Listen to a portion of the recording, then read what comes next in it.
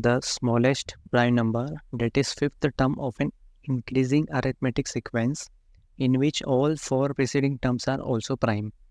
देखो according to question क्या कहना चाह रहा है कि 5 टर्म जो है P1, P2, P3, P4 और P5 प्राइम नंबर्स 5 ऐसे हैं जो कि अरिथमेटिक सीक्वेंस में हैं, ठीक है, अकॉर्डिंग टू क्वेश्चन। और ऑप्शंस में कहाँ तक दे रखा नंबर 53, मतलब सबसे लास्ट जो बड़ा दे रखा 53 है। इसका मतलब ये है कि 1 से लेके 53 के बीच में ऐसे 5 नंबर हैं प्राइम नंबर्स जो कि AP में है, ठीक है। तो हमें सबसे पहले प्राइम नंबर्स लिखना पड़ेंगे। 1 से लेके 50 तक याद हो तो वो लिख देते हैं।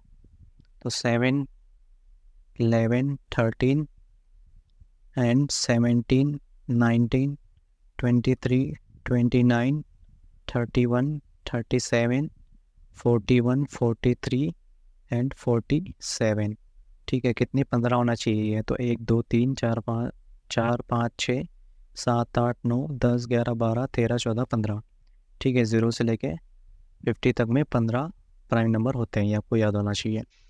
तो ये 15 प्राइम नंबर लिख दिए। अब इनके बीच में डिफरेंस देखते हैं।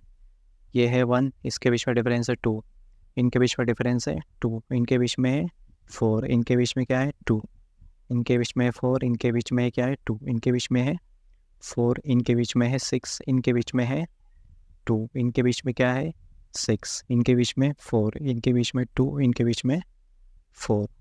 मतलब क्या हो रहा है कि डिफरेंस जो है वो वेरी कर रहा है, कभी 1 आ रहा है, फिर 2 आ रहा है, फिर 4 आ रहा है। मतलब ऐसे 5 टर्म कंसेक्यूटिव तो मिले ही नहीं जहाँ पे डिफरेंस जो है कांस्टेंट रहा है।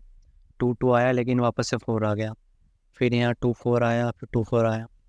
देखो आप ये जब आप डिफरेंस लिख रहे होंगे ना, तो आपको दिमाग में एक चीज़ क्लिक करेगी कि यार ये 2 4 2 4 और 2 4, ठीक है। मतलब क्या है, ये डिफरेंस अगर ऐड कर दिया जाए तो ये 3 4 टर्म तो हमें मिल जाएगी। मतलब क्या है, जैसे 6 का डिफरेंस कुछ टर्म्स में मिलेगा आपको।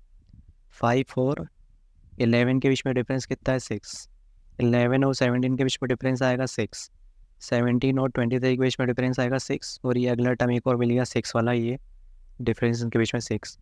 मतलब क्या है, 5 टर्म मिल गई। ये भी है पहली टर्म, दूसरी टर्म, तीसरी टर्म, चौथी टर्म और 5वीं टर्म। तो 5, 11, 17, 23 and 29, this terms are in AP with the difference of 6। तो लास्ट टर्म उन्होंने पूछा है 5th टर्म, दैट इज़ 29। तो इसका आंसर क्या हो जाएगा B, ठीक है। इस टाइप के क्वेश्चंस में बस आपको याद करना ही पड़ता है चीज़ें, अगर आपका दिमाग में ऐसे क्लिक नहीं कर रहा है, ठीक है। जैसे आपने एक बार ये अभी सॉल्व कर लिया है तो आपको फ्यूचर में ये याद होना चाहिए कि यार मैंने इस टाइप का क्वेश्चन याद किया था और वहाँ पे 29 एज अ 5th टर्म आया था। या फिर आपको इतना ही याद हो कि यार 6 इसका डिफरेंस कहीं तो मैंने देखा था, तो आप ऐसा लिख के भी कर सकते हो, ठीक है। इसका आंसर आगे भी मिलता है अगले वीडियो में।